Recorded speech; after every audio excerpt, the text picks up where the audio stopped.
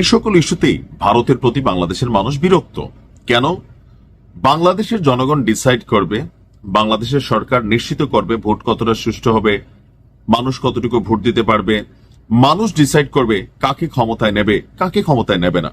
একটা ইলেকশনের আগে প্রতিবেশী রাষ্ট্র ভারত তারা যদি এই ধরনের বক্তব্য দেয়, সেটা নির্বাচনকে প্রভাবিত করে।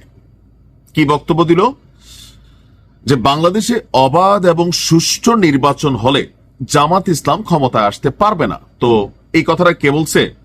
ঢাকায় ভারতের সাবেক হাই কমিশনার এবং বর্তমান রাজ্যসভার সদস্য হর্ষবর্ধন শ্রিংলা টেলিগ্রাফে আপনার এই বক্তব্য দিচ্ছে, টেলিগ্রাফ ইন্ডিয়াতে। তার বক্তব্য হলো কি, বাংলাদেশে অবাধ এবং সুষ্ঠু নির্বাচন হলে জামাত ইসলামী ক্ষমতায় আসতে পারবে না। কেন? মানুষকে ভোট দিবে না, দিতেও তো পারে। মানে আপনারা কিভাবে শিওর হয়েছেন?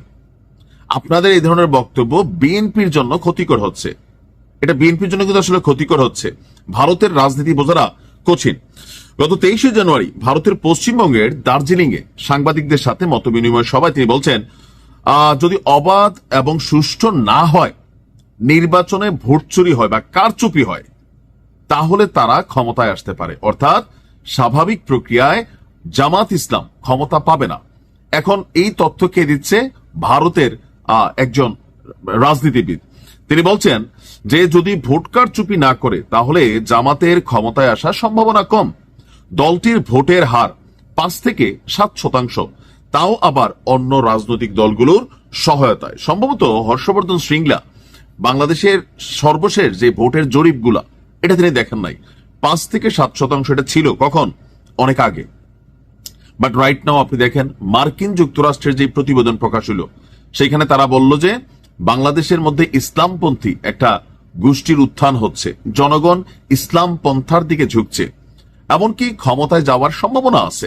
মার্কিন যুক্তরাষ্ট্রে এটা হচ্ছে প্রতিবেদন। পাশাপাশি দেশের ভেতরে যে জরিপগুলো আছে, সেগুলা বিএনপি এবং জামাতের যে ভোটের জরিপটা কাছাকাছি রেখেছে। বিএনপিকে জামাত ক্রস করতে পারে না, বাট পিছনে পিছনে আছে, কিন্তু 5-7% তো নাই। এখন এই ধরনের বক্তব্য ভারত আসলে কেন দেয়, এটা নিয়ে পরে বলতেছি। হর্ষবর্ধন শ্রিংলা বলছেন যে সব রাজনৈতিক দলের নির্বাচনে অংশ নেওয়া উচিত, কিন্তু সেটি হচ্ছে না।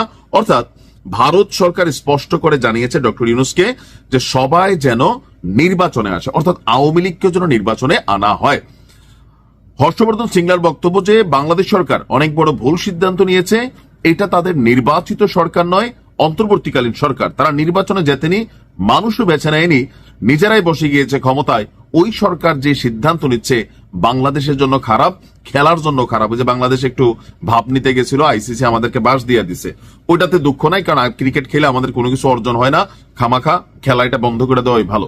কিন্তু আমার কথা হচ্ছে যে ভোট কারচুপি হলে জামাত ক্ষমতায় যাবে, কারচুপি না হলে যাবে না, এই ধরনের বক্তব্যে অনেকে হয়তো খুশি হচ্ছেন, কিন্তু প্রতিবেশী রাষ্ট্র হিসেবে একটা রাষ্ট্রের আভ্যন্তরীণ ইস্যুতে এইভাবে কথা বলাটা এটা কখনো উচিত না।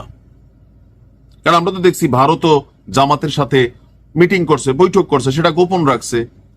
এতই যদি আপনাদের মনে হইতো তো জামাতের সাথে কেন বৈঠক করলেন? দেখেন, আমি কোনো দলকে সাপোর্ট করে কথা বলছি না। আমার কথা হচ্ছে ভারত বাংলাদেশের ইস্যুতে এইভাবে নাক গলানোটা কখনোই পছন্দ না। অতীতেও ছিল, ও যে পুরানো অভ্যাস এখনো যায় নাই। দেশের জনগণ ঠিক করবে বিএনপি কে ক্ষমতায় নিবে নাকি জামাতকে ক্ষমতায় নিবে। ভোট সুষ্ঠু হবে নাকি না হবে, এটা ডক্টর ইউনূসের দায়ভার। ডক্টর ইউনূসকে আজীবন দেশের জবাবদিহিতা করতে হবে। উইরা এসে জুইরা বসছে ঠিক আছে, কিন্তু নির্বাচনে কোন রকম পক্ষপাতিত্ব করলে ডক্টর ইউনূসের জন্য কিন্তু দুর্দিন আসবে। এটা বাংলাদেশ, যে পরিমাণ হুঁশিয়ারি চারদিক থেকে আছে।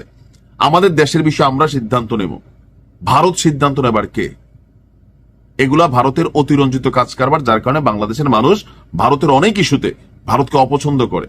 তবে রাষ্ট্র হিসেবে ভারতকে আমরা অপছন্দ করি না। এই রাজনীতিবিদ যারা আছেন তাদের কারণে দুই দেশের সম্পর্ক খারাপ হয়। ভালো থাকুন, আসসালামু আলাইকুম।